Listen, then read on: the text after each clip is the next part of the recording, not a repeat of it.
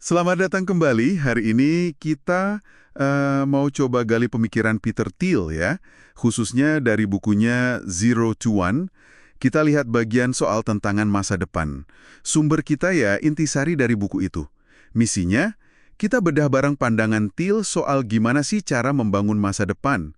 Bedanya inovasi asli sama sekedar ya meniru, dan kenapa teknologi itu mungkin jauh lebih penting dari globalisasi. Siap ya? Oke, kita mulai. Ya, jadi inti argumen Thiel itu sebenarnya di perbedaan ini. Ada yang namanya kemajuan vertikal. Itu loh, bikin sesuatu yang baru sama sekali. Dari nol ke satu. Nah, lawannya itu kemajuan horizontal. Itu ya menyalin atau memperbaiki yang udah ada. Dari satu ke N. Menurut dia nih, tantangan terbesar kita ke depan itu ya kemampuan lompat dari nol ke satu ini. Kalau enggak ya stagnan kita. Oh, jadi maksudnya nggak cukup gitu kalau kita cuma bikin barang yang sama jadi lebih banyak atau lebih murah. Harus benar-benar bikin sesuatu yang belum pernah ada. Persis. Istilah Thiel untuk ciptaan baru ini tuh teknologi. Tapi artinya luas ya. Maksudnya cara baru dan lebih baik buat melakukan sesuatu.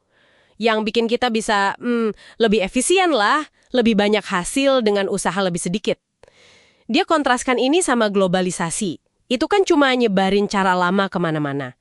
Argumen dia cukup keras sih. Globalisasi aja, tanpa teknologi baru, itu nggak bakal jalan terus. Coba deh bayangin, kalau semua negara, katakanlah Tiongkok atau India, gaya hidupnya kayak di Amerika, tapi pakai teknologi sekarang, wah sumber daya dan lingkungan bisa kolaps. Perlu terobosan. Wah, iya juga ya. Ini jadi nyambung ke pertanyaan khas Thiel itu kan, kebenaran penting apa yang cuma sedikit orang setujui sama Anda? Apa hubungannya pertanyaan ini sama tantangan masa depan? Nah, pertanyaan itu sengaja dibikin buat gimana ya, buat maksa kita mikir di luar kebiasaan. Nyari ide berharga yang belum mainstream. Jawaban Thiel sendiri lumayan provokatif. Dia bilang, orang banyak mikir masa depan itu ditentukan globalisasi. Tapi menurut dia, kebenarannya teknologi itu jauh lebih penting. Tanpa lompatan teknologi, globalisasi doang malah bisa bahaya. Kita butuh, dia bilang sih, keajaiban teknologi baru. Bukan cuma nyebarin yang lama. Keajaiban teknologi ya. Terus datangnya dari mana tuh? Kok Thiel nunjuknya ke startup? Kenapa startup? Kenapa bukan perusahaan raksasa atau pemerintah gitu? Nah, menurut Thiel, startup itu kelompok orang terkecil yang bisa efektif diajak mikirin rencana masa depan yang berbeda. Kekuatan utama mereka tuh bukan modal gede, tapi pemikiran baru, kelincahan. Mereka bisa mulai dari nol, nggak terbebani birokrasi atau cara lama kayak perusahaan besar. Jadi tempat subur buat ide radikal. Tapi ya, tantangannya nggak cuma mulai, tapi gimana bikin sesuatu yang awet, yang dampaknya besar. Oke, soal awet dan berdampak. Ini nyambung ke idenya yang agak kontroversial soal monopoli kreatif ya. Monopoli kan biasanya konotasinya negatif. Gimana dia bisa lihat ini positif? Nah, ini nih salah satu poin Thiel yang paling menantang ya. Monopoli kreatif versi dia itu bukan kayak di game Monopoli itu. Ini perusahaan yang saking bagusnya bikin sesuatu yang unik dan bernilai, contohnya Google di pencarian gitu, sampai ya hampir nggak ada saingan. Keuntungan super besar dari posisi ini, kata Thiel, justru bikin mereka bisa investasi jangka panjang, buat riset ambisius. Hal yang susah dilakuin kalau ya sibuk perang harga terus sama pesaing. Justru persaingan ketat, menurut dia, seringnya malah bikin orang niru-niru aja, 1 ke N. Profit tipis, inovasi radikal 0 ke 1, jadi susah. Nilai bisnis teknologi itu kan ada di potensi profit masa depannya, bisa 10-15 tahun lagi. Wah, ini cara pandang yang beda banget ya soal kompetisi.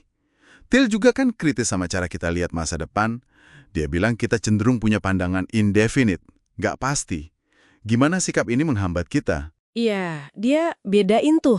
Ada optimisme atau pesimisme yang definite, punya rencana jelas.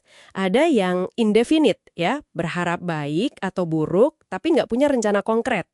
Dia merasa dunia barat sekarang ini kejebak di optimisme indefinite. Kita berharap masa depan lebih baik, tapi kurang berani bikin rencana besar dan spesifik kayak dulu. Zaman katakanlah program Apollo. Kelihatan di pendidikan fokusnya ke banyak pilihan, bukan keahlian mendalam. Atau di ekonomi, finansialisasi, di mana ngelola uang, opsi lebih dihargai daripada bangun bisnis nyata dengan visi unik. Sikap kayak gini bikin kita kurang proaktif ciptain masa depan, jadi reaktif aja. Jadi kuncinya itu kita harus punya visi yang jelas lagi dan berani bertindak gitu ya. Nggak pasrah sama nasib atau tren aja. Betul sekali. Thiel itu menekankan banget pentingnya agensi. Keyakinan kalau kita bisa bentuk masa depan lewat rencana dan tindakan. Ini nyambung juga ke ide dia soal rahasia. Kebenaran penting soal dunia yang belum banyak orang tahu.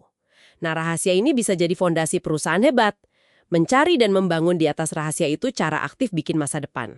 Dan ini juga berlaku ke cara kita pakai teknologi. Dia lihat komputer itu bukan pengganti manusia, tapi pelengkap. Kombinasi manusia-mesin, kayak di PayPal buat deteksi fraud atau Palantir buat analisis data, itu bisa mecahin masalah yang tadinya nggak kebayang. Oke, jadi kalau kita rangkum nih, apa intisari yang bisa kita atau Anda di rumah bawa pulang? Kayaknya, menurut Thiel, tantangan masa depan itu soal keberanian mencipta yang baru ya, 0 ke 1. Bukan cuma poles yang lama, 1 ke N. Butuh visi yang beda, nyari rahasia, bangun bisnis unik yang tahan banting, itu tadi, monopoli kreatif, dan fokus pakai teknologi buat nguatin manusia, bukan gantiin. Nah, sebagai penutup nih, coba Anda renungkan ini. Kalau Thiel benar, kalau potensi terbesar itu ada di kolaborasi manusia sama komputer bukan di persaingan mereka, kira-kira tantangan besar apa sih di dunia sekarang yang kelihatannya mustahil, tapi mungkin bisa mulai kita cari solusinya? Dengan cara menggabungkan intuisi, kreativitas kita sebagai manusia dengan kekuatan olah data raksasa dari mesin.